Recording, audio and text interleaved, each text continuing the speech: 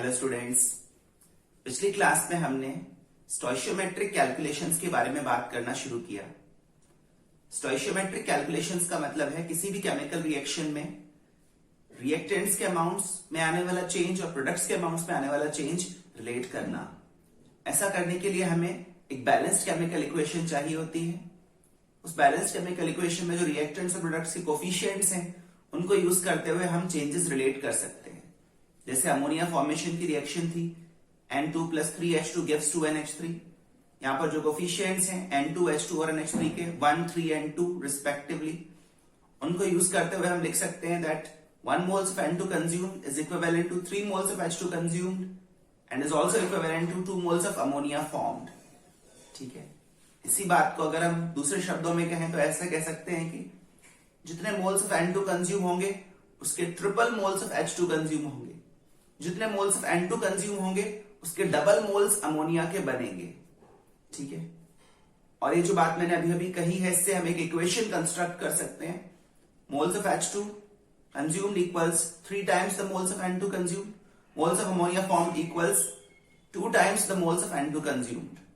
Combined way में लिख सकते हैं moles of N2 consumed by 1, moles of H2 consumed by 3, moles of NH3 formed by 2, these three ratios are equal। तो moles consumed upon coefficient का ratio moles formed upon coefficient के ratio के बराबर होता है। ठीक है ना, फिर से मैं एम्फेसाइज कर रहा हूं, स्टोइशियोमेट्री में हम सिर्फ moles consumed and moles formed relate करते हैं, मतलब moles में आने वाला चेंज रिलेट करते हैं। और अगर मोल्स का चेंज रिलेट कर लिया तो फिर मासेस भी रिलेट किए जा सकते हैं।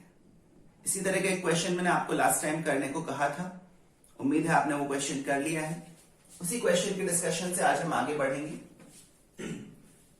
इथेन के कंबशन की रिएक्शन थी, ठीक है ना, अनबैलेंस्ड रिएक्शन थी, उसको आपको सबसे पहले बैलेंस करना है। कोशिश यही रहे हमारी कि हम whole number, simplest whole number coefficients use करते हुए रिएक्शन बैलेंस करें। अगर फर्स्ट अटेम्प्ट में आपको फ्रैक्शनल कोफिशिएंट्स मिल रहे हैं तो रिएक्शन को थ्रू आउट किसी नंबर से मल्टीप्लाई करके उन फ्रैक्शनल कोफिशिएंट्स को होल नंबर्स में बदलें। जैसे फर्स्ट टाइम में आपको ये 1 मिल रहा है और ये 7/2 मिल रहा है, ये 2 मिल रहा है और ये 3 मिल रहा है, तो थ्रू आउट द रिएक्शन 2 से मल्टीप्लाई करें ताकि सिंपलेस्ट होल नंबर कोफिशिएंट्स मिल जाए। फिर फर्स्ट पार्ट जो था क्वेश्चन का उसमें हमें grams of ethane consume given थे और grams of O2 consume find करने थे। ठीक है, तो मास टू मास रिलेशन स्टैब्लिश करना था, लेकिन ये रिलेशन भी मोल्स के थ्रू होते हुए स्टैब्लिश होगा। ठीक है ना, जैसा कि मैंने पहले भी कई बार कहा है, इस चैप्टर में सारे रास्ते मोल्स के थ्रू होते हुए गुजरते हैं, because all relations have been established from mole to mole. तो पहले मास को गिवन क्वांटिटी जो कि मोल नहीं है उसको सबसे पहले मोल्स में बदला, इथेन के मोल्स से फिर O2 के मोल्स फाइंड किए, O2 के मोल्स से फिर मास ऑफ O2 फाइंड किया। ठीक है ना, यहां पर अब मैं कंज्यूम्ड एंड फॉर्म्ड वर्ड जो है ना वो बार बार नहीं बोलूंगा, सिर्फ मोल्स ऑफ इथेन बोलूंगा तो आपको समझ जाना है कि यहां पर कंज्यूम्ड मोल्स की बात हो रही है। ठीक है, तो इथेन का मास अपन को दिया हुआ था 18 ग्राम्स, 18 ग्राम्स इथेन। सबसे पहले जो रिक्वायरमेंट है वो है इस क्वांटिटी को मोल्स में लाने की। उसके लिए इसको मोलर मास से डिवाइड करें। 30 ग्राम्स पर मोल इथेन का मोलर मास है, यहां से वैल्यू आएगी 0.6 मोल्स। ये इथेन के मोल्स हो गए। अब इथेन के मोल्स को O2 के मोल्स से रिलेट करेंगे। उसके लिए हमें स्टोइशियोमेट्री अप्लाई करनी है, चाहे तो आप यूनिटरी मेथड के फॉर्म में अप्लाई कर लो या फिर इक्वेशन के फॉर्म में। Moles of ethane consumed by 2 equals moles of O2 consumed by 7।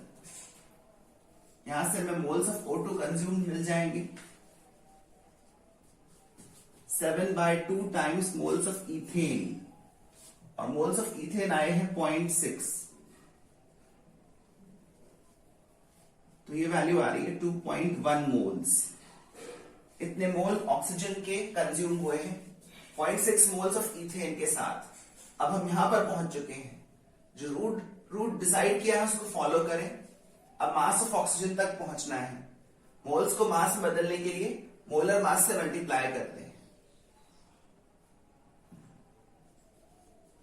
Mass of O2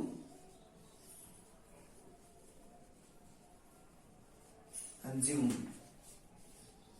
2.1 moles of oxygen का मास। मोलर मास से मल्टीप्लाई करना पड़ेगा या डिवाइड करना पड़ेगा, ये बात आप यूनिट्स देखकर भी डिसाइड कर सकते हैं।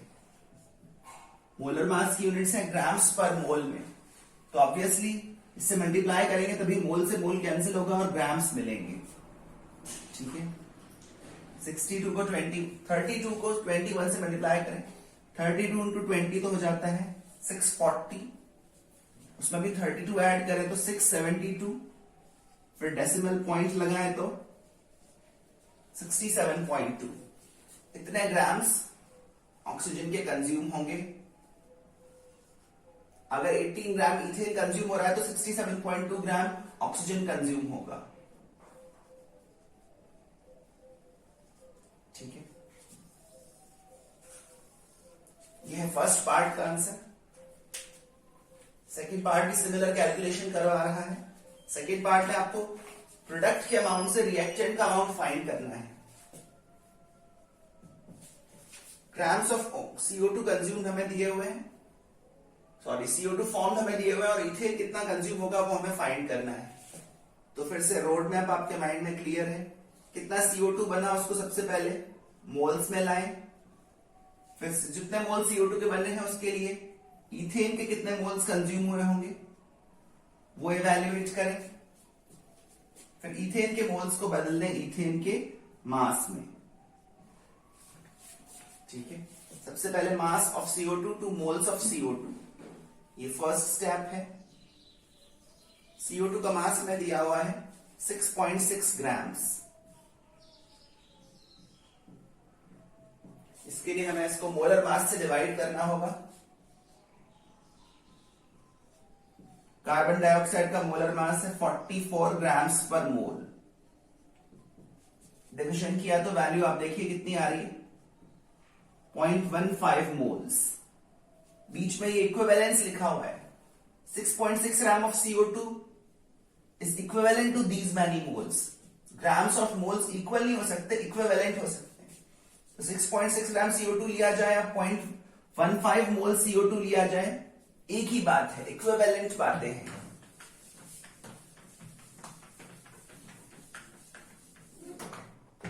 ठीक है, फिर इन मोल्स को अपन कन्वर्ट करेंगे इथेन के मोल्स में। यहां से दिख रहा है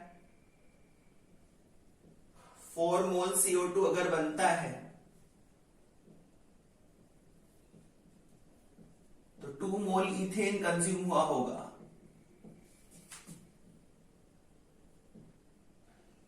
तो साफ जाहिर है जितने मोल CO2 के बनते हैं उसके हाफ मोल्स इथेन के कंज्यूम हुए होते हैं, हाफ मोल्स कंज्यूम हुए होते हैं।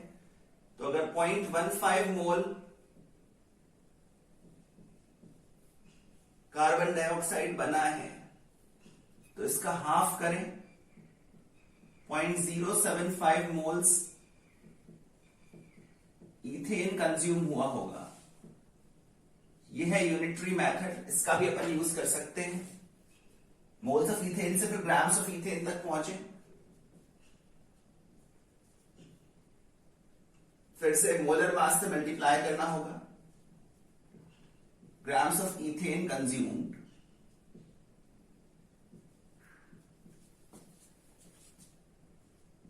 .075 मोल्स को इथेन के मोलर मास से मल्टीप्लाई किया जो कि 30 ग्राम्स पर मोल है। करके देखें ये डिवीजन, 75 इंटू 3 कितना होता है, 225। उसके बाद अगर अपन डेसिमल पॉइंट्स लगाने के बारे में सोचेंगे तो ये वैल्यू आएगी 2.25 ग्राम्स। ठीक है, तो इतने ग्राम्स इथेन के कंज्यूम करने पड़ेंगे तब जाकर 6.6 ग्राम कार्बन डाइऑक्साइड बनेगा। ऑब्वियसली साथ में ऑक्सीजन भी कंज्यूम होगा। तो ये है मास टू मास रिलेशन इन्वॉल्व करने वाले क्वेश्चंस।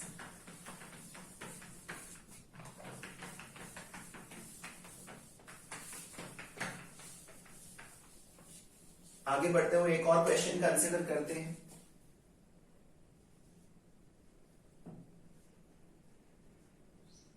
फिर से अमोनिया फॉर्मेशन की रिएक्शन लिख रहा हूं। इंडस्ट्रियली इस प्रोसेस को कहते हैं हेबर्स प्रोसेस। N2 और H2 के थ्रू इंडस्ट्री में अमोनिया बनाना हेबर्स प्रोसेस कहलाता है। इस बार मैं आपको नंबर ऑफ मॉलिक्यूल्स दे रहा हूं। 3 into 10 to the power 22 molecules of nitrogen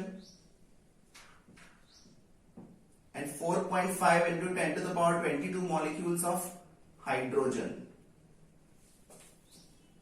शुरू में हमारे पास है अमोनिया, हमारे पास नहीं है, उसी का अमाउंट फाइंड करना है। Determine the grams of ammonia that can be produced. Nitrogen और हाइड्रोजन का इतना अमाउंट लेने पर कितने ग्राम्स अमोनिया प्रोड्यूस हो सकता है। थ्योरेटिकली, ऑब्वियसली एक्सपेरिमेंट नहीं करना, जाके कैलकुलेशंस करके ही बताना है। ठीक है, तो सबसे पहला हिंट तो यही है कि जो गिवन क्वांटिटी मोल्स में नहीं है उसको मोल्स में ले आए। ठीक है, लेकिन इस क्वेश्चन में एक अलग बात है जो प्रीवियस क्वेश्चन से इसको अलग बना रही है। पिछले किसी भी क्वेश्चन में जो हमने स्टोइशियोमेट्री के लिए सॉल्व किए, पिछली जो भी कैलकुलेशंस हमने करी हैं, उसमें हमें एक ही सब्सटेंस का अमाउंट गिवन था और एक दूसरे सब्सटेंस का अमाउंट फाइंड करना था। जैसे कार्बन डाइऑक्साइड का अमाउंट गिवन था और इथेन का अमाउंट फाइंड करना था, या फिर इथेन का अमाउंट गिवन था और O2 का अमाउंट फाइंड करना था। उससे पिछले क्वेश्चन में 1-to-1 रिलेशन ही स्टैब्लिश कर रहे थे। ऑक्टेन का अमाउंट गिवन था और O2 कितना कंज्यूम होगा ये बताना था। CO2 कितना बना और उसके बनने से H2O कितना बनेगा ये बताना था। तो एक सब्सटेंस के अमाउंट से ही किसी एक सब्सटेंस का अमाउंट फाइंड करना था, लेकिन यहां पर हमें दो सब्सटेंसेस के इनिशियल अमाउंट्स दिए हुए हैं। This is what makes the question different from the previous questions. Anyways, शुरुआत तो करते हैं और शुरुआत करने के लिए इनको मोल्स में कन्वर्ट करना पड़ेगा। नंबर को मोल्स में कैसे कन्वर्ट करते हैं ये बातें तो आपको क्लियर होनी चाहिए। अवोगाड्रोस नंबर से डिवाइड करना होगा। ये number up to 1 decimal place दिया हुआ है, तो अवोगाड्रोस नंबर भी अप टू 1 डेसिमल प्लेस लेंगे। ठीक है ना। क्वेश्चन में गिवन नंबर को देखते हुए हम डिसाइड करेंगे कि अवोगाड्रोस नंबर कितने डिजिट्स तक अपन को लेना चाहिए। तो 6.0 इंटू 10⁻23 से डिवाइड किया तो ये इनिशियल मोल्स आ रहे हैं 0.05 एंड 0.075। शुरू में अमोनिया नहीं है। अब N2 और H2 दोनों के इनिशियल अमाउंट हमें गिवन है और अमोनिया कितना बनेगा ये फाइंड करना है। ठीक है, तो यहां पर मन में सवाल उठता है कि NH3 कितना बनेगा, इसकी कैलकुलेशन N2 के इनिशियल अमाउंट से करें या H2 के इनिशियल अमाउंट से करें। क्या इतने मोल्स ऑफ N2 कंज्यूम करने पर जो अमोनिया बनेगा और इतने मोल्स ऑफ H2 कंज्यूम करने पर जो अमोनिया बनेगा वो सेम आएगा? अगर N2 के अमाउंट से बनने वाला अमोनिया और H2 के अमाउंट से बनने वाला अमोनिया सेम नहीं आया तो क्या क्वेश्चन गलत होगा? अगर वो अमाउंट सेम नहीं आया तो फिर कौन से अमाउंट को सही मानेंगे? N2 के बेसिस पर जो अमोनिया बन रहा है उसको सही मानेंगे, H2 के बेसिस पर जो अमोनिया बन रहा है उसको सही मानेंगे? चलिए, इस तरह के सवाल हमारे मन में आ रहे हैं। इनका जवाब तभी मिलेगा जब हम आगे बढ़ेंगे और कैलकुलेशन करेंगे। एक बात तो मन में समझ में आ रही है कि NH3 कितना बनेगा, इसकी कैलकुलेशन हम दोनों के बेसिस पर करते हैं। दोनों के बेसिस पर करके देखते हैं। N2 के बेसिस पर अमोनिया कितना बनेगा, H2 के आधार पर कितना बन सकता है, ये दोनों कैलकुलेशंस करके देखते हैं। फिर डिसाइड करेंगे कि कौन सा आंसर सही है।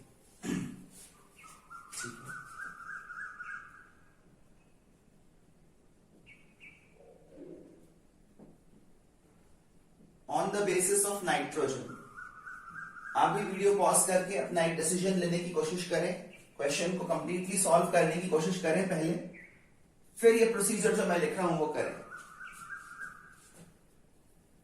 On the basis of nitrogen.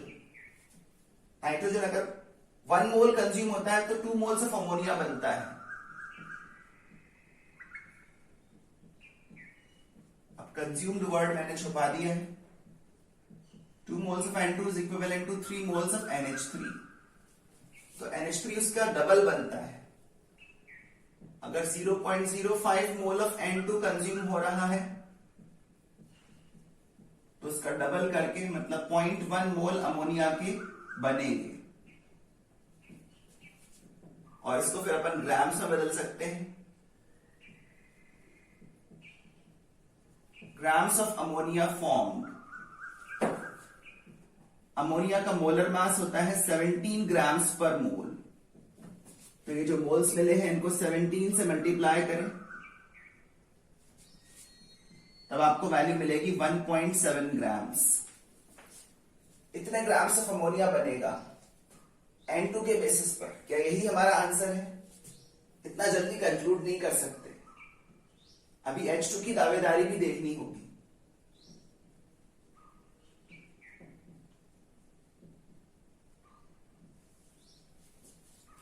हम N2 को इंडिपेंडेंटली पूरा पूरा कंज्यूम करवा चुके हैं, अब H2 को भी इंडिपेंडेंटली मतलब N2 के बारे में सोचे बिना H2 को पूरा पूरा कंज्यूम करवा के देखते हैं अमोनिया कितना बनेगा। ठीक है, 3 मोल्स ऑफ H2 से 2 मोल्स ऑफ अमोनिया बनता है। ठीक है, 2/3 अमाउंट बनता है। या तो यूनिटरी मेथड यूज कर लो या फिर इक्वेशन बना लो। Moles of H2 consumed by 3 equals moles of ammonia formed by 2।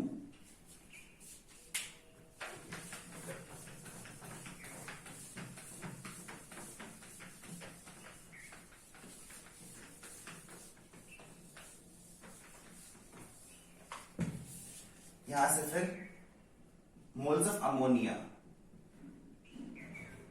2/3 of the moles of H2 consumed, और H2 कंज्यूम हो रहा है 0.075। यहां से अमोनिया के मोल्स आ रहे हैं 0.05।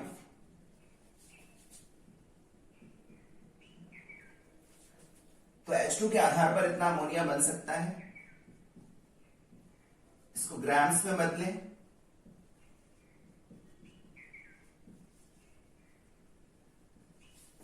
मोलर मास से मल्टीप्लाई करें, 17 ग्राम्स पर मोल से,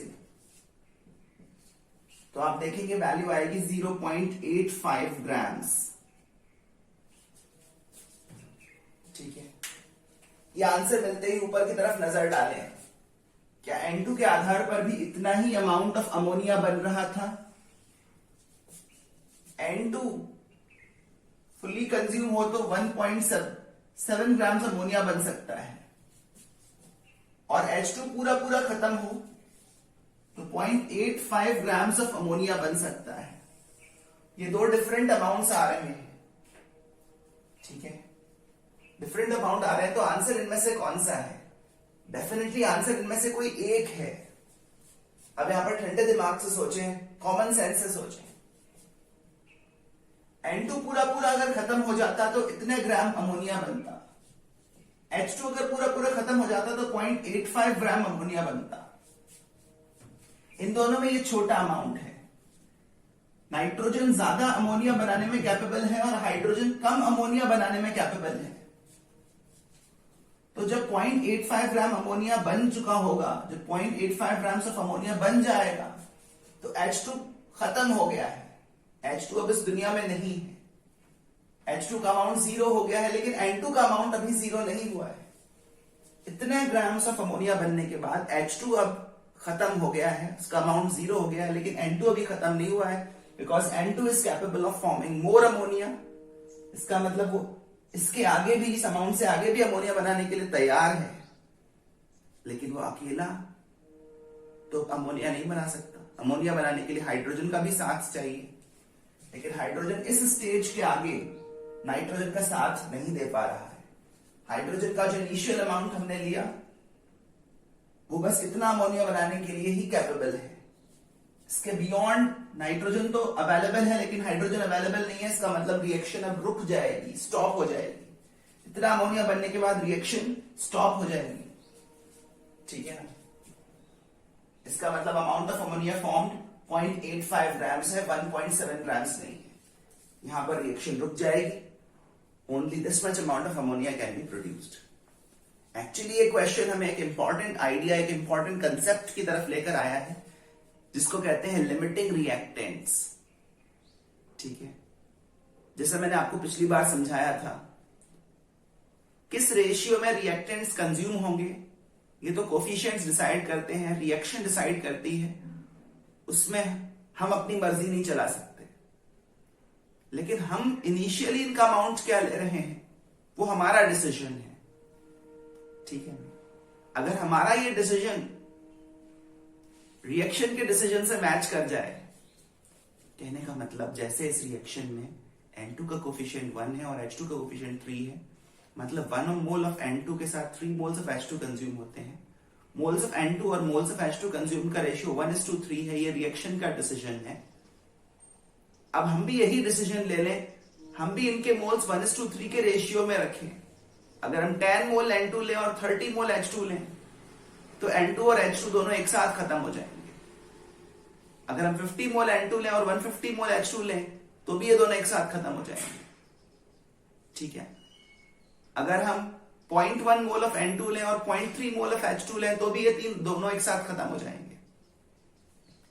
लेकिन अगर मैं 0.1 मोल ऑफ N2 लूं और 0.2 मोल ऑफ H2 लूं तो फिर दोनों एक साथ खत्म नहीं होंगे, ठीक है ना। अगर मैं 2 मोल्स ऑफ N2 लूं और 10 मोल्स ऑफ H2 लूं तो फिर मैंने इनको 1:3 के रेशियो में नहीं लिया और फिर ये दोनों एक साथ खत्म नहीं होंगे। तो किस रेशियो में रिएक्टेंट्स कंज्यूम होते हैं ये रिएक्शन डिसाइड करती है। उसी रेशियो में अगर हम इनिशियल अमाउंट्स लेकर चलें, हमारा इनिशियल डिसीजन रिएक्शन के डिसीजन के अकॉर्डिंग हो, तो फिर तो रिएक्टेंट्स के अमाउंट्स एक साथ खत्म हो जाते हैं। लेकिन अगर उनकी इनिशियल मोल्स कोफिशिएंट्स के रेशियो में ना हो, जैसे इनिशियल मोल ऑफ N2 0.05 थे और इनिशियल मोल ऑफ H2 0.075 थे, 0.05 0.075 ये 2:3 का रेशियो है, जबकि रिएक्शन में इनके कोफिशिएंट्स का रेशियो है 1:3। इस बात को आप ध्यान से समझें, यहां इनिशियल मोल्स का रेशियो N2 और H2 के लिए 2:3 आ रहा है, जबकि कोफिशिएंट्स का रेशियो 1:3। तो जो रिएक्शन ने डिसाइड किया है कि ये 1:3 के रेशियो में कंज्यूम होंगे, हमने इनिशियल मोल्स उस डिसीजन के अकॉर्डिंग नहीं लिए, हमने अपना अलग डिसीजन लिया। हम ऐसा करने के लिए स्वतंत्र हैं, लेकिन अगर हमने ऐसा किया तो फिर सारे रिएक्टेंट्स एक साथ खत्म नहीं हो पाएंगे, कोई एक पहले खत्म हो जाएगा, ठीक है। अगर हम इनको 1:3 के रेशियो में ही लेते तो दोनों एक साथ खत्म हो जाते, लेकिन यहां पर H2 पहले कंज्यूम हो जाएगा, और जो रिएक्टेंट पहले कंज्यूम हो जाता है वो रिएक्शन को आगे बढ़ने से रोकता है, प्रोडक्ट फॉर्मेशन को लिमिट करता है, और ऐसे ही रिएक्टेंट को अपन कहते हैं लिमिटिंग रिएक्टेंट, ठीक है। और अक्सर क्वेश्चंस में हमें लिमिटिंग रिएक्टेंट पहचानना पड़ता है, क्योंकि जो इनिशियल अमाउंट्स लिए जाते हैं वो जरूरी नहीं है कि स्टोइशियोमेट्रिक रेशियो में लिए जाए, ठीक है ना। फिर से मैं दोहरा रहा हूं, किस रेशियो में मोल्स कंज्यूम होंगे वो रिएक्शन डिसाइड करती है, किस रेशियो में हम शुरुआती मोल्स लेंगे वो हमारा डिसीजन है। अगर ये दोनों डिसीजन मैच कर जाते हैं तब तो रिएक्टेंट्स के अमाउंट्स एक साथ खत्म हो जाएंगे, और अगर मैच नहीं करते तो कोई एक रिएक्टेंट पहले खत्म होगा और उसी को अपन बोलेंगे limiting reactant. So here we observe that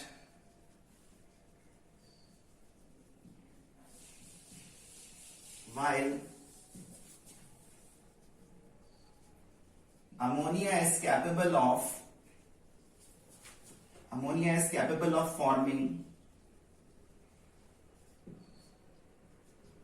1.73 grams, nitrogen is capable of forming 1.70 grams of ammonia. Hydrogen gets fully consumed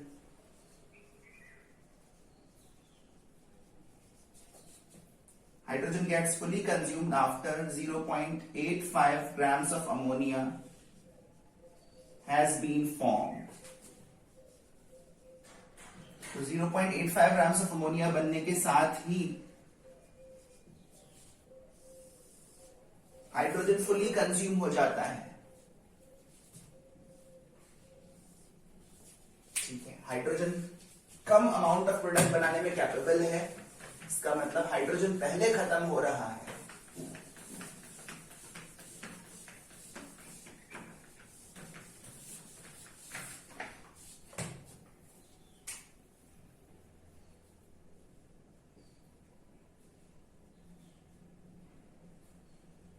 Hydrogen gets consumed first.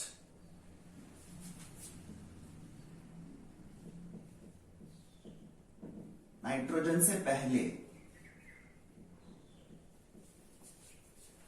And limits product formation, product formation को रोक रहा है।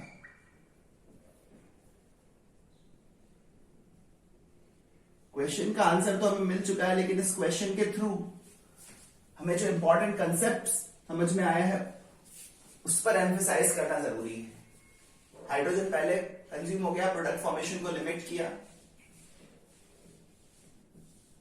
तो अमाउंट ऑफ प्रोडक्ट जो बनेगा वो H2 के आधार पर डिसाइड किया जाएगा। इस क्वेश्चन से हमें एक बात समझ में आई कि कितना प्रोडक्ट बनेगा वो लिमिटिंग रिएक्टेंट के बेसिस पर कैलकुलेट करते हैं। कौन सा रिएक्टेंट बचेगा और कितना बचेगा ये भी लिमिटिंग रिएक्टेंट डिसाइड करेगा। ग्राम्स ऑफ अमोनिया फॉर्म्ड 0.85 है, ये इस क्वेश्चन का आंसर है। ठीक है,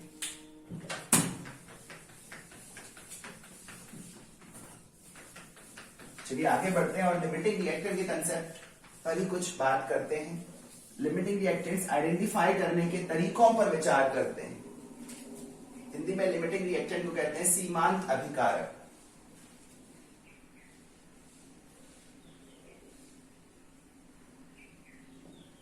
लिमिटिंग रिएक्टेंट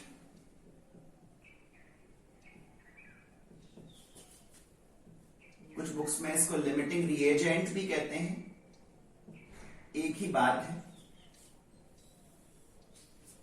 ठीक है, कभी कभी एक से ज्यादा लिमिटिंग रिएक्टेंट्स भी हो सकते हैं, इस बात को भी समझ लो।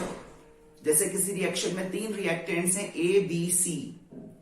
ठीक है, अगर A पहले खत्म हो जाता है, B और C दोनों बचे रह जाते हैं, तो फिर A लिमिटिंग रिएक्टेंट है।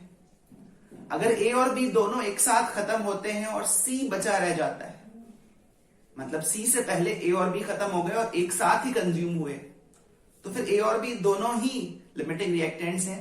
C एक्सेस रिएक्टेंट है, जरूरत से ज्यादा है। ठीक है, और अगर A, B, C तीनों एक साथ खत्म हो गए, कोई भी नहीं बचा, तो फिर हम लिमिटिंग रिएक्टेंट वर्ड यूज नहीं करेंगे, क्योंकि कोई बचा तो है ही नहीं, कोई पहले खत्म हो गया ऐसा कह ही नहीं सकते।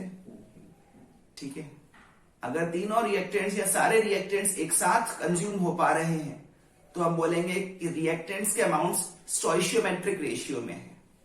Moles of reactants are in stoichiometric ratio, मतलब जो स्टोइशियोमेट्री की डिमांड है उसी के अकॉर्डिंग हमने मोल्स लिए हैं। इसीलिए मैंने यहां पर ब्रैकेट में एस भी लिखा है। कभी कभी लिमिटिंग रिएक्टेंट एक से ज्यादा भी हो सकता है। Limiting reactants is or are the reactants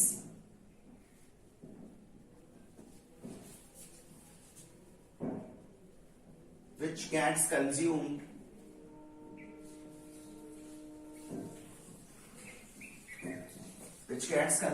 first, that is before other reactants। दूसरा कोई रिएक्टेंट तो बचना ही चाहिए। अगर सारे रिएक्टेंट्स एक साथ खत्म हो रहे हैं तो फिर लिमिटिंग रिएक्टेंट वर्ड यूज नहीं करेंगे। Gets consumed first before other reactants and limits और स्टॉप्स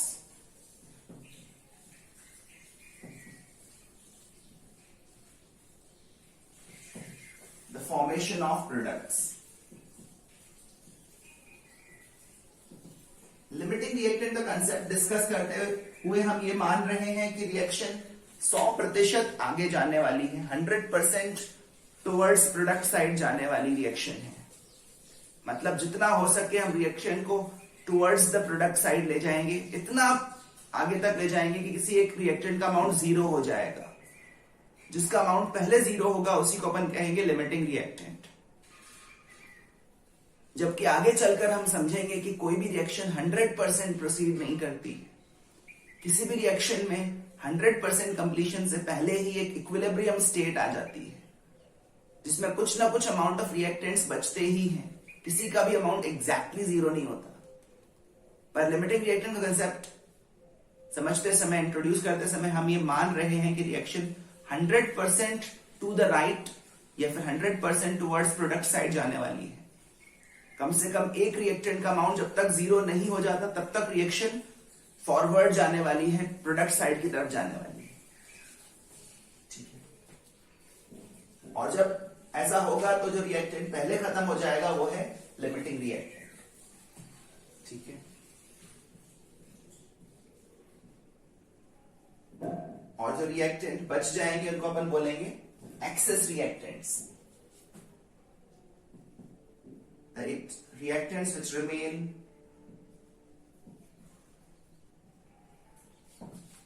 partially unconsumed, जिनका कुछ अमाउंट बच रहा है,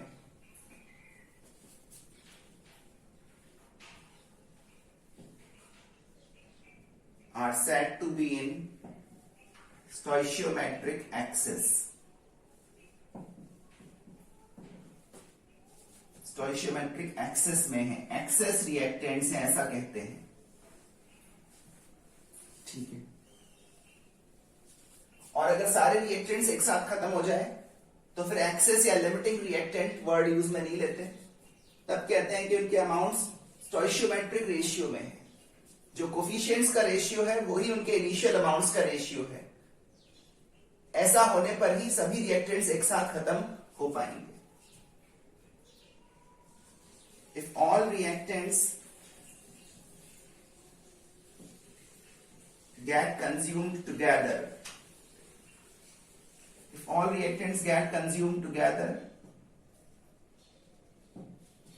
कोई भी बचे ना,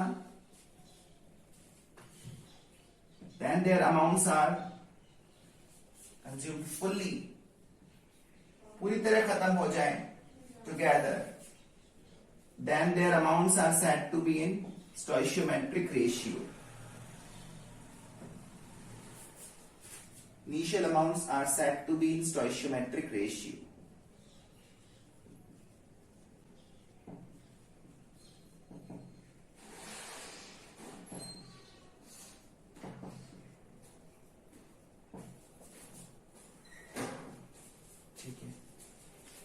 लिमिटिंग रिएक्टेंट्स के बारे में जानना क्यों जरूरी है, पहचानना क्यों जरूरी है? क्योंकि कितना प्रोडक्ट बनेगा, जैसा कि हमने पिछली कैलकुलेशन में देखा, कितना प्रोडक्ट बनेगा वो लिमिटिंग रिएक्टेंट के बेसिस पर कैलकुलेट किया जाता है। इसलिए लिमिटिंग रिएक्टेंट आइडेंटिफाई करना जरूरी है।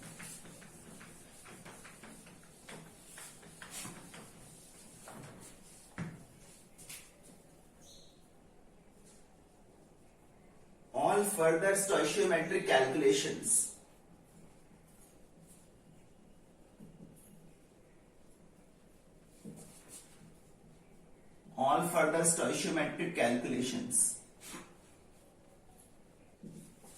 that is moles of product formed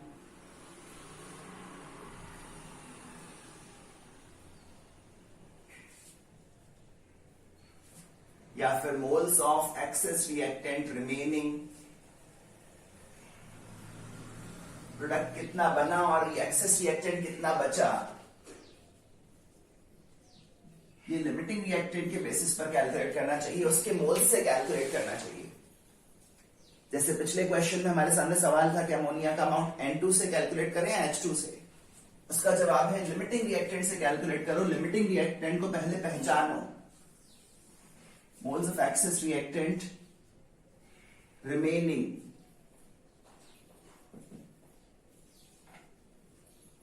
are done on the basis of the limiting reactant,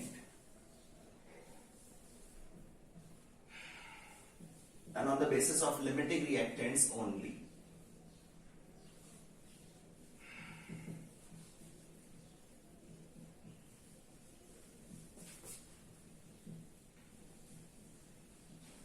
तो कैलकुलेशंस लिमिटिंग रिएक्टेंट के आधार पर करनी है। लिमिटिंग रिएक्टेंट को शॉर्ट में अपन LR ये सिंबल दिया करेंगे। आगे बढ़ते हुए अब हमें लिमिटिंग रिएक्टेंट पहचानने के तरीके समझने हैं। लिमिटिंग रिएक्टेंट आइडेंटिफाई करने के 2-3 सिंपल मेथड्स मैं आपको बताऊंगा। उनमें से एक मेथड तो एक्चुअली अपन पिछले क्वेश्चन में अप्लाई कर ही चुके हैं, ठीक है। एक मेथड तो हमने पिछले क्वेश्चन को सॉल्व करते समय देख ही लिया है। सोचिए वो क्या मेथड था। मेथड ये है कि आप किसी एक प्रोडक्ट को सिलेक्ट कर लो। पिछले क्वेश्चन में तो हमारे पास एक ही प्रोडक्ट था, अगर एक से ज्यादा प्रोडक्ट हो तो भी कोई एक प्रोडक्ट पर फोकस कर लो और उसका अमाउंट हर रिएक्टेंट के आधार पर फाइंड करो। रिएक्टेंट ए से कितना प्रोडक्ट बन सकता है, रिएक्टेंट बी को पूरा खत्म करा के कितना प्रोडक्ट बन सकता है, रिएक्टेंट सी को पूरा खत्म करा के कितना प्रोडक्ट बन सकता है। उस गिवन प्रोडक्ट का अमाउंट किस रिएक्टेंट के बेसिस पर सबसे कम बनने वाला है ये फाइंड कर लो। जिस रिएक्टेंट से प्रोडक्ट का अमाउंट सबसे कम बन पाए वही रिएक्टेंट क्या होगा, लिमिटिंग रिएक्टेंट। तो ऐसा करने में 2 फायदे होंगे। लिमिटिंग रिएक्टेंट की पहचान तो हो ही जाएगी, साथ साथ प्रोडक्ट कितना बनेगा वो भी पता चल जाएगा।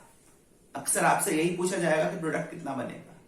तो जिस प्रोडक्ट का अमाउंट क्वेश्चन आपसे पूछ रहा है कि इस प्रोडक्ट का कितना अमाउंट बनेगा ये बताओ, उसका अमाउंट सभी रिएक्टेंट्स के आधार पर इंडिविजुअली फाइंड करो और जिससे प्रोडक्ट सबसे कम बने वही क्या है, लिमिटिंग रिएक्टेंट। ठीक है, ये आसान तरीका है, पर इसमें बस कभी कभी टाइम ज्यादा लग सकता है। ऐसा तब होगा जब 2 से ज्यादा रिएक्टेंट्स इन्वॉल्व होंगे। ज्यादा रिएक्टेंट्स इन्वॉल्व होंगे तो इस मेथड में कुछ टाइम एक्स्ट्रा लग सकता है। नेवरदलेस ये हमारे पास एक ऑप्शन है। मेरा काम है आपको ऑप्शंस प्रोवाइड करना। एक ही क्वेश्चन को करने के अगर मल्टीपल वेज हैं तो मैं आपको सारे वेज बता दूं, ठीक है। फिर आपको डिसीजन लेना है कि आपको कौन सा मेथड सुटेबल लगता है। एग्जाम में ऑब्वियसली आप वही मेथड यूज करेंगे जिसमें आप मोस्ट कंफर्टेबल हैं और जो सबसे कम टाइम कंज्यूमिंग है, ठीक है। लेकिन अभी शुरुआत में एज अ स्टूडेंट आपको सारे मेथड्स ही सीखने चाहिए। किसी मेथड के लिए शुरू में बायस ना रखें कि मुझे सीखना ही नहीं है, ठीक है। मेथड सारे सीखें, तभी आपके पास मल्टीपल ऑप्शंस आ पाएंगे। कभी किसी क्वेश्चन में मेथड 1 यूजफुल ज्यादा हो सकता है, कभी किसी क्वेश्चन में मेथड 2 ज्यादा आसान हो सकता है। फिलहाल मैं आपको 3 मेथड्स बताऊंगा लिमिटिंग रिएक्टेंट पहचानने के। तरीके और भी हो सकते हैं, पर ये 3 सिंपल तरीके हैं। पहला तरीका, स्टेप्स मेंशन कर लेते हैं, वैसे तो 2-3 स्टेप्स ही हैं। Evaluate the amount. Evaluate the amount, or you can say moles of a particular product formed.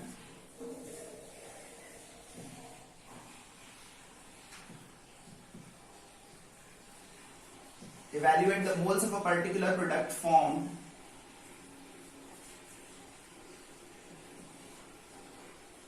by fully consuming।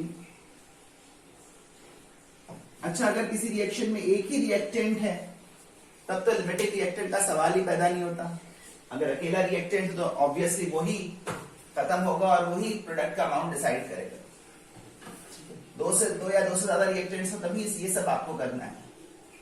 Moles of a product, particular product formed find करें by fully consuming each reactant independently। जब एक reactant को fully consume करा रहे हैं तो ये ना देखें कि दूसरे रिएक्टेंट का अमाउंट कितना है, इंडिपेंडेंटली सबका अमाउंट खत्म कराते हुए प्रोडक्ट कितना बन सकता है वो फाइंड करें।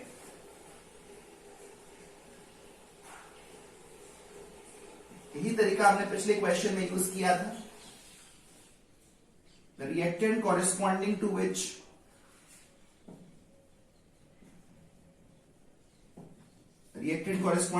the least amount of product can be formed.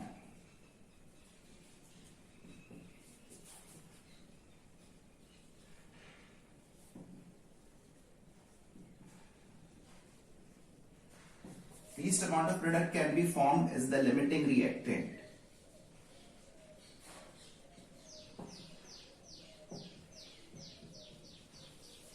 जिस रिएक्टेंट से सबसे कम प्रोडक्ट बन पाए वही लिमिटिंग रिएक्टेंट है। और इस मेथड का फायदा क्या है कि हमें प्रोडक्ट का अमाउंट भी मिल जाता है in the process of identifying the limiting reactant. We also obtain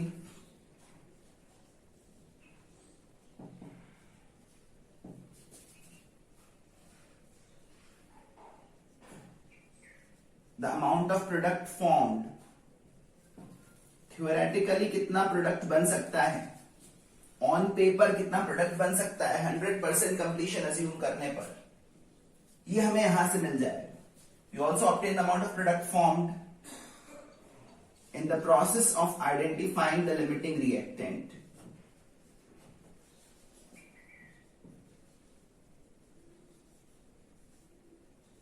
तो लिमिटिंग रिएक्टेंट का पता लगने के साथ ही प्रोडक्ट कितना बनेगा वो भी पता चल जाएगा।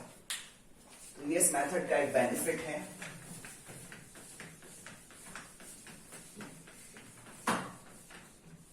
अब दूसरे ऑप्शंस की तरफ आते हैं।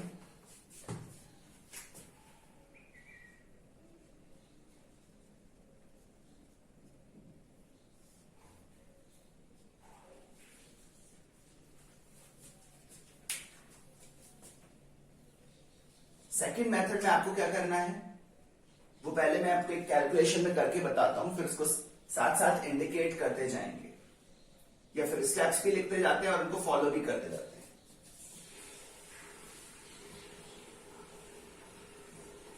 Below the balanced chemical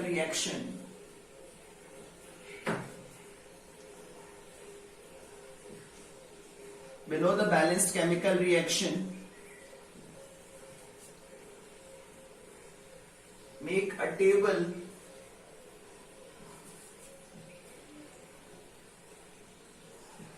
having 3 rows. एक टेबल बनाए जिसमें 3 रोज हों। फर्स्ट रो में क्या हो, इनिशियल मोल्स लिखे हुए हों, सबके सभी रिएक्टेंट्स और प्रोडक्ट्स के इनिशियल मोल्स लिखे हुए हों। सेकेंड रो में क्या हो, चेंज इन मोल्स लिखा हुआ हो। और ये जो चेंज इन मोल्स हम लिखेंगे ये एक अननोन क्वांटिटी x के टर्म्स में लिखेंगे, इन टर्म्स ऑफ x। और थर्ड रो में इन दोनों चीजों को ऐड कर देंगे, इनिशियल मोल्स में चेंज ऐड कर देंगे तो हमें मिलेंगे फाइनल मोल्स सभी रिएक्टेंट्स और प्रोडक्ट्स के, again in terms of x। x एक अननोन क्वांटिटी है, इनिशियल मोल्स में चेंज ऐड करने पर फाइनल मोल्स मिलेंगे। तो फर्स्ट 2 रोज की वैल्यूज को ऐड करेंगे तो थर्ड रो की वैल्यूज मिलेंगी। चेंज इन मोल्स हम एक अननोन क्वांटिटी x के टर्म्स में लिख रहे हैं। ये बात अभी एग्जांपल में समझ में आएगी। एक्चुअली इसी सेकंड स्टेप में हमें स्टोइशियोमेट्री अप्लाई करनी होगी, क्योंकि स्टोइशियोमेट्री में चेंज इन मोल्स रिलेट किए जाते हैं। तो ये है पहला काम। इनफैक्ट काफी सारा काम तो यही हो गया है। उसके बाद हमें क्या करना है, हर रिएक्टेंट के फाइनल मोल्स को 0 के इक्वेट करना है। हर इंडिविजुअल रिएक्टेंट के फाइनल मोल्स को 0 के इक्वेट करें। 0 के इक्वेट करने का मीनिंग ये निकल रहा है कि हम उसके मोल्स खत्म कर रहे हैं, और उसके मोल्स को 0 के इक्वेट करने पर हमें x की एक वैल्यू मिलेगी। ठीक है, तो मान लो 3 रिएक्टेंट्स हैं तो तीनों के कोरिस्पॉन्डिंग x की डिफरेंट वैल्यूज मिल सकती है। जिस रिएक्टेंट को रिस्पॉन्डिंग x की वैल्यू लीस्ट मिले, मिनिमम मिले, वही है लिमिटिंग रिएक्टेंट। क्योंकि जो लीस्ट वैल्यू ऑफ x है वही बता रहा है कि सबसे कम चेंज किस में आ पाएगा, जो रिएक्टेंट सबसे कम चेंज आने पर ही खत्म हो जाए वही लिमिटिंग रिएक्टेंट है।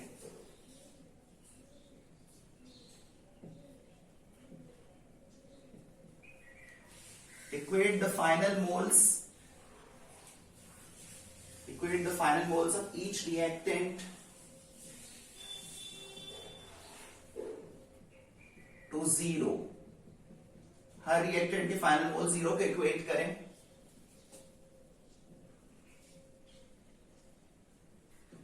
And evaluate x in each case। अगर सभी रिएक्टेंट के लिए x की वैल्यू सेम आ जाए तो फिर रिएक्टेंट्स के अमाउंट स्टोइशियोमेट्रिक रेशियो में है। अदरवाइज जिसके लिए सबसे कम आए वो लिमिटिंग रिएक्टेंट है, क्योंकि x यहां पर चेंज रिप्रेजेंट कर रहा है, तो जो सबसे कम चेंज पर खत्म हो जाएगा वो लिमिटिंग रिएक्टेंट होगा।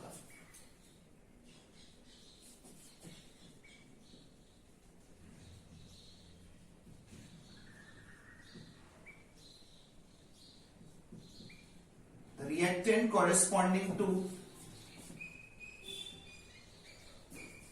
the least value of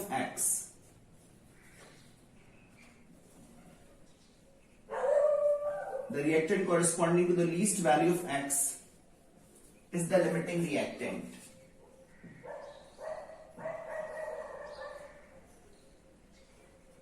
इसके corresponding x की वैल्यू सबसे कम आए वो लिमिटिंग रिएक्टेंट है।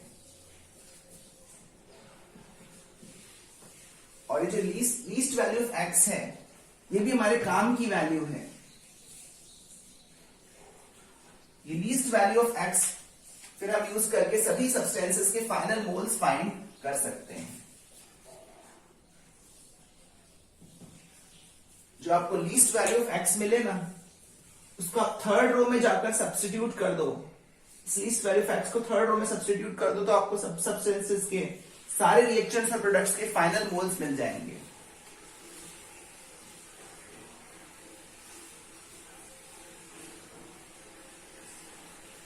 The least value of x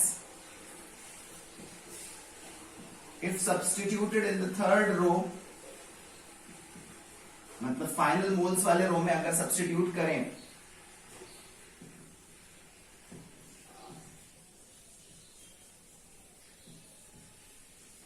will give the final moles of each reactant and product। Will give the final moles of each reactant and product। सभी के final moles एक साथ मिल जाएंगे।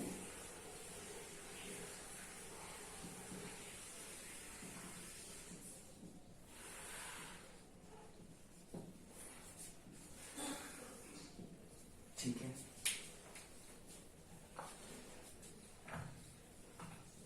पढ़ने में थोड़ा सा डिफिकल्ट लग सकता है समझने के लिए, वैसे ये भी आसान मेथड है। फिर से समझ लो क्या करना है। ऑब्वियसली रिएक्शन बैलेंस करनी पड़ेगी। बैलेंस्ड केमिकल रिएक्शन के नीचे 3 चीजें लिखें। पहले तो इनिशियल मोल्स जो कि आपको गिवन रहेंगे या फिर आप इजीली फाइंड कर लोगे। इनिशियल इंफॉर्मेशन से इनिशियल मोल्स तो मिल ही जाएंगे। फिर चेंज इन मोल्स लिखें एक्स के टर्म्स में, इनिशियल और चेंज को ऐड करें। फाइनल मोल्स लिखें एक्स के टर्म्स में, और फिर रिएक्टेंट्स के फाइनल मोल्स को 0 के इक्वेट करें।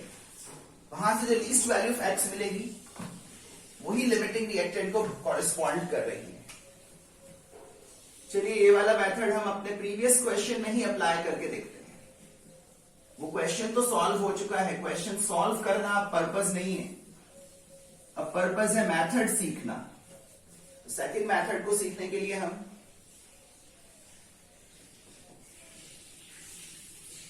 फिर से वही वाला क्वेश्चन कंसिडर कर रहे हैं। उसमें अगर आपको याद हो तो इनिशियल मोल्स नाइट्रोजन के 0.05 आए थे और हाइड्रोजन के 0.075। अमोनिया शुरू में था नहीं। सबके इनिशियल मोल्स लिख दो। रिएक्शन बैलेंस होनी चाहिए, उसके नीचे अपन एक टेबल बना रहे हैं। उसके बाद चेंज इन मोल्स लिखेंगे एक्स के टर्म्स में, क्योंकि अभी हमें पता नहीं कि एग्जैक्टली कितना चेंज आने वाला है। कितना चेंज आएगा वो तो लिमिटिंग रिएक्टेंट के आधार पर पता चलेगा। लिमिटिंग रिएक्टेंट पहचानने के लिए ही अभी हम मान ले रहे हैं कि चेंज एक्स के टर्म्स में आ रहा है। ठीक है, तो ये x के टर्म्स में लिखें कैसे? x एक्चुअली एक पॉजिटिव क्वांटिटी है, चेंज इन मोल्स को रिप्रेजेंट कर रहा है, और x को अगर हम कोफिशिएंट से मल्टीप्लाई करेंगे और एक करेक्ट साइन लगाएंगे तो हमें चेंज मिलेगा। जैसे नाइट्रोजन के लिए करेक्ट साइन है माइनस, क्योंकि नाइट्रोजन के मोल्स कंज्यूम होने वाले हैं। हाइड्रोजन के लिए करेक्ट साइन माइनस है फिर से, और इसका चेंज होगा -3x। अगर इसके मोल्स में चेंज आएगा -x तो इसके मोल्स में चेंज आएगा -3x, ट्रिपल चेंज आएगा। फिर से मैं आपको समझा रहा हूं, x ऐसी क्वांटिटी है जिसको अगर हम कोफिशिएंट से मल्टीप्लाई करें और एक करेक्ट साइन लगाएं तो हमें चेंज इन मोल्स मिल जाएंगे। ठीक है, इसका कोफिशिएंट 1 है, इसका कोफिशिएंट 3 है, इसका कोफिशिएंट 2 है। ये कंज्यूम हो रहा है तो माइनस लगाया है, ये प्रोड्यूस हो रहा है तो प्लस लगाया है। ठीक है, इस तरह से चेंज इन मोल्स लिख सकते हैं। अदरवाइज आप एक काम और कर सकते हो, इस तरह से डाउनवर्ड पॉइंटिंग एरो बना सकते हो और उसके अलोंग भी चेंज लिख सकते हो, -x, -3x and +2x। That also is a correct approach. फिर इनिशियल मोल्स और चेंज इन मोल्स को ऐड करने पर हमें क्या मिलेंगे? Final moles. ध्यान रहे, स्टोइशियोमेट्री ये सेकंड रो में अप्लाई हो रही है। Stoichiometry is not about relating initial moles, it is about relating change in moles. Change in moles 1:2, 3:2 के रेशियो में है। ठीक है, अब इनको ऐड करें, 0.05 -x, इन दोनों को ऐड किया तो 0.075 -3x, और इन दोनों को ऐड किया तो 2x। फिर इन रिएक्टेंट्स के मोल्स को 0 के इक्वेट करें इंडिविजुअली। ठीक है, चाहो तो आप ये प्रोसेस अलग से कर सकते हो, फिलहाल मैं यहीं पर कर दे रहा हूं। इसको 0 पे इक्वेट किया तो x की वैल्यू आई है 0.05, और इसको 0 के इक्वेट किया तो x की वैल्यू आप देखेंगे 0.025 आएगी।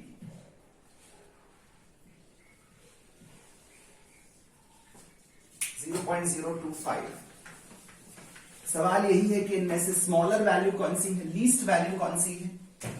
साफ दिख रहा है, ये लीस्ट वैल्यू ऑफ x है, 0.025। यहां से अब दो फायदे हुए, लिमिटिंग रिएक्टेंट की पहचान भी हो गई, वो पहले ही हो चुकी है, हाइड्रोजन लिमिटिंग रिएक्टेंट है, ये हम पहले भी पहचान चुके हैं, और वही बात यहां से कंफर्म हो रही है।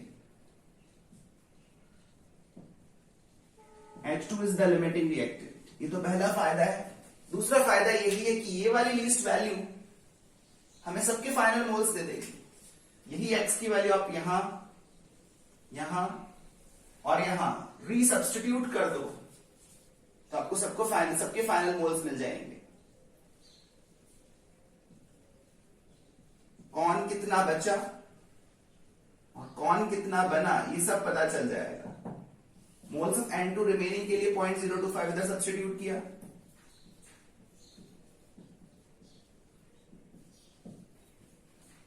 N2 के मोल्स आ गए 0.025। 0.025 मोल्स ऑफ N2 बच जाएंगे।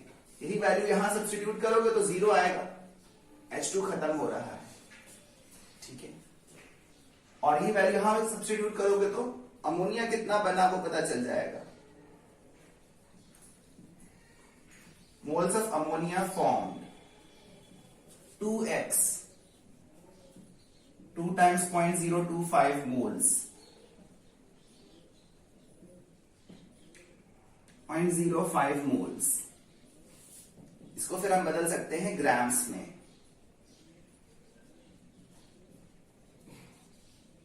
Grams of ammonia formed, moles into molar mass. Units लिखने की आदत बनाएं, उसमें कोई बहुत ज्यादा समय नहीं लगता, but it is important to think about units also. इससे कई बार मिस्टेक्स अवॉइड हो जाती हैं। तो ये था सेकेंड मेथड, ये भी अच्छा मेथड है, सिस्टमैटिक है, एकदम सेट अप्रोच है, इसको आप फॉलो करें, आपको लिमिटिंग रिएक्टेंट का पता चल ही जाएगा। स्पेशली लेंग्थियर कैलकुलेशंस में ये मेथड काफी यूजफुल है, क्योंकि इसमें अपन 3-4 स्टेप्स फॉलो करते हैं और अपन को आंसर मिलना ही मिलना है। तो लेंग्थियर कैलकुलेशंस के लिए एक अच्छा मेथड है। हाँ, अगर बहुत ही सिंपल कैलकुलेशंस हो तो फिर मैं आपको एक थर्ड मेथड बता रहा हूं, वो आपके लिए ज्यादा यूजफुल रहेगा in simpler problems.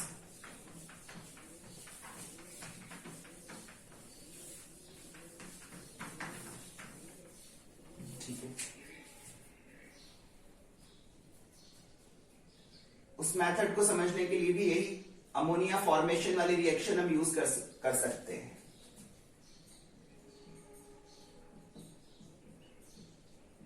N2 plus 3H2 gives 2NH3.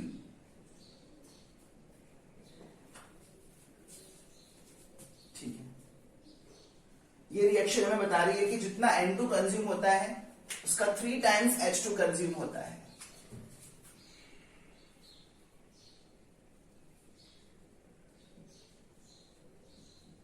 Moles of H2 consumed are 3 times the moles of N2 consumed.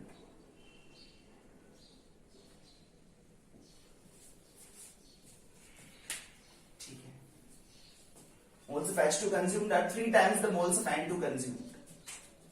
लेकिन अगर इनिशियली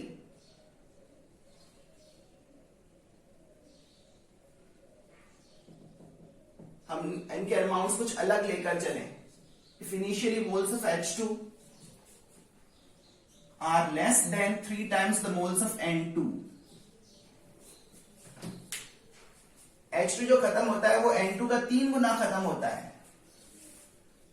लेकिन अगर मैं शुरू में H2 के मोल्स नाइट्रोजन के मोल्स के 3 टाइम्स से कम लेकर चलूं तो मैंने हाइड्रोजन जरूरत से कम लिया है, क्योंकि अगर इतना मोल N2 के कंज्यूम होने हैं तो 3 गुना मोल H2 के भी कंज्यूम होने हैं, लेकिन मैंने H2 3 गुना से कम लिया है। ठीक है, H2 के मोल्स जो कंज्यूम होते हैं वो N2 के मोल्स के 3 टाइम्स कंज्यूम होते हैं। N2 के अगर इतने मोल्स कंज्यूम कराने थे तो 3 टाइम्स N2 H2 के भी मोल्स कंज्यूम होने थे, लेकिन H2 के भी मोल्स मैंने 3 टाइम्स N2 से कम लिए हैं। इसका मतलब H2 पहले खत्म हो जाएगा। N2 के ये मोल्स अगर खत्म होने थे तो H2 के मोल्स इतना होना चाहिए था, लेकिन H2 के मोल्स इससे कम है। इसका मतलब N2 पूरा खत्म नहीं हो पाएगा, H2 खत्म हो जाएगा। H2 मैंने जरूरत से कम लिया है, रिक्वायरमेंट से कम लिया है। That means H2 is the limiting reactant. ठीक है, और सेकेंड केस, अगर मोल्स ऑफ H2 शुरू में मैंने मोल्स ऑफ N2 के 3 टाइम्स से भी ज्यादा लिया है, जितना N2 कंज्यूम होता है उसका 3 गुना H2 कंज्यूम होता है, और मैंने H2 जो है वो 3 गुना से भी ज्यादा लिया है शुरू में, इसका मतलब कंज्यूम होने के बाद भी H2 बच जाएगा। 3 times of N2 moles 3 times of moles of N2 consume होने के बाद भी H2 बचेगा, क्योंकि उसके मोल्स 3 गुना से भी ज्यादा है। H2 एक्सेस में है। ठीक है ना, प्रीवियस केस में H2 लिमिटिंग रिएक्टेंट था और N2 एक्सेस में था। N2 is in excess. Second वाले केस में नाइट्रोजन लिमिटिंग रिएक्टेंट है and H2 is in excess.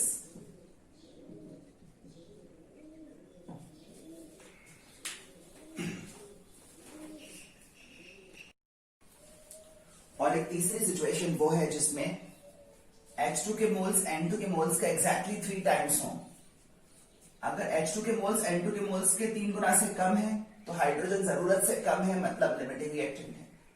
अगर हाइड्रोजन के मोल्स अमोनिया नाइट्रोजन के मोल्स के 3 गुना से ज्यादा है तो हाइड्रोजन हमने जरूरत से ज्यादा लिया है, हाइड्रोजन एक्सेस में है और नाइट्रोजन लिमिटिंग रिएक्टेंट हो जाएगा।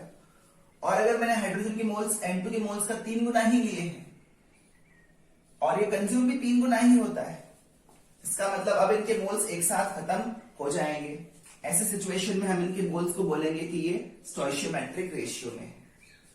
ये बहुत सिंपल सी बातें हैं, इन्हीं बातों को हम इस तरह से भी लिख सकते हैं। Moles of H2 by 3 is less than moles of N2 by 1. इसको ऐसे लिख सकते हैं, moles of H2 by 3 is more than moles of N2 by 1. और इसको लिख सकते हैं moles of H2 by 3 equals moles of N2 by 1. ठीक है, जब हम ऐसे लिखते हैं तो हमें समझ में आता है कि ये मोल्स अपॉन कोफिशिएंट रेशियोज हैं, और जिस रिएक्टेंट के लिए moles upon coefficient ratio smaller आता है, जिस रिएक्टेंट के लिए moles bye coefficient ratio smaller आता है, वही लिमिटिंग रिएक्टेंट होता है. जैसे फर्स्ट केस में H2 के लिए moles upon coefficient ratio smaller था, ये 3H2 का ही कोफिशिएंट है रिएक्शन में.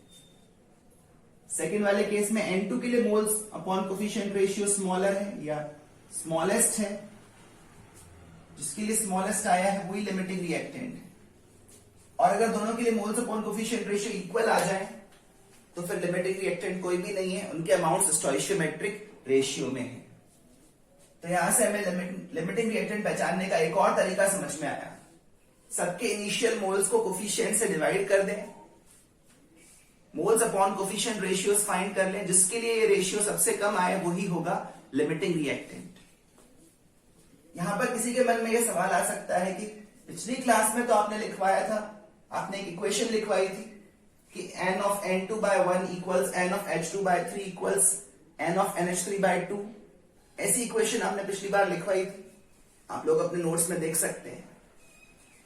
ठीक है, तो पिछली बार तो आपने कहा था कि ये इक्वल होंगे, आज आप ये कह रहे हैं कि लेस देन भी हो सकता है, ग्रेटर देन भी हो सकता है. ऐसा क्यों कह रहे हो? उसका जवाब ये है कि पिछली बार जो इक्वेशन लिखी थी वो मोल्स कंज्यूम्ड और मोल्स फॉर्म्ड के बीच की इक्वेशन थी. वो इक्वेशन तो आज भी वैलिड है और हमेशा वैलिड रहती है. Moles consumed upon coefficient and moles formed upon coefficient तो बराबर रहते हैं हमेशा, लेकिन ये इनिशियल मोल्स हैं. इनिशियल मोल्स अपॉन कोफिशिएंट बराबर आए ये जरूरी नहीं है. ठीक है, ये बात समझना जरूरी है.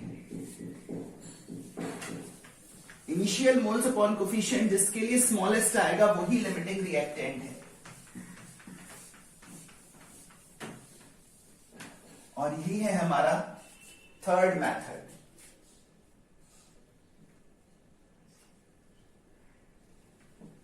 Evaluate initial moles upon coefficient, initial moles upon coefficient ratio for each reactant. Her reactant के लिए रेशियो फाइंड करें, और जिस रिएक्टेंट के लिए रेशियो सबसे कम आए वही लिमिटिंग रिएक्टेंट है.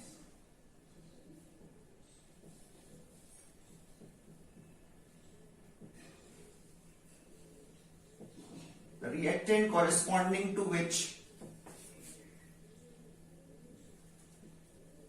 the least initial moles upon coefficient ratio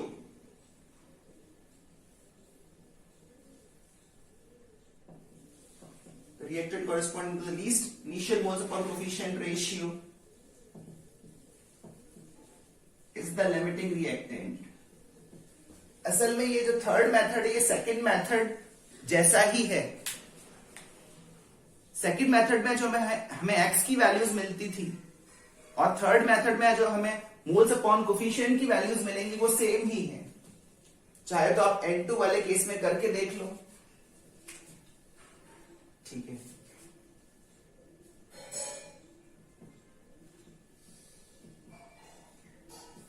अभी हमने वो X वाला मेथड अप्लाई करना सीखा था. डिफरेंट रिएक्टेंट्स के मोल्स को जीरो के इक्वेट करके X की वैल्यूज फाइंड करी थी.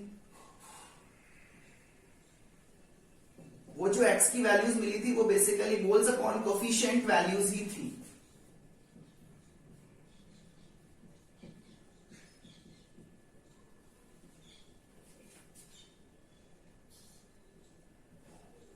इनिशियल मोल्स को कोफिशिएंट से डिवाइड करें. आप पेज पलट के देख सकते हो। नाइट्रोजन के लिए मोल्स बाय कोफिशिएंट की जो वैल्यू मिल रही है वो प्रीवियस केस में x की वैल्यू मिली थी, और हाइड्रोजन के लिए मोल्स बाय कोफिशिएंट की जो वैल्यू मिल रही है वो भी पिछले केस में x की वैल्यू थी। और जिस तरह से लीस्ट वैल्यू ऑफ x को हमने लिमिटिंग रिएक्टेंट के कोरिस्पॉन्डिंग माना था, वैसे यहां पर लीस्ट रेशियो को लिमिटिंग रिएक्टेंट के कोरिस्पॉन्डिंग मान रहे हैं। ठीक है,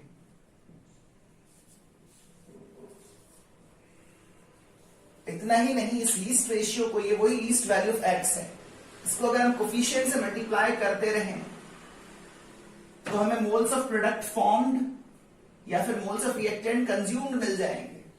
जिस तरह से पिछले मेथड में x को कोफिशिएंट से मल्टीप्लाई करने पर चेंज इन मोल्स मिलता था, वैसे यहां पर ये लीस्ट वैल्यू ऑफ x है, इसको भी कोफिशिएंट से मल्टीप्लाई करने पर चेंज मिलेगा।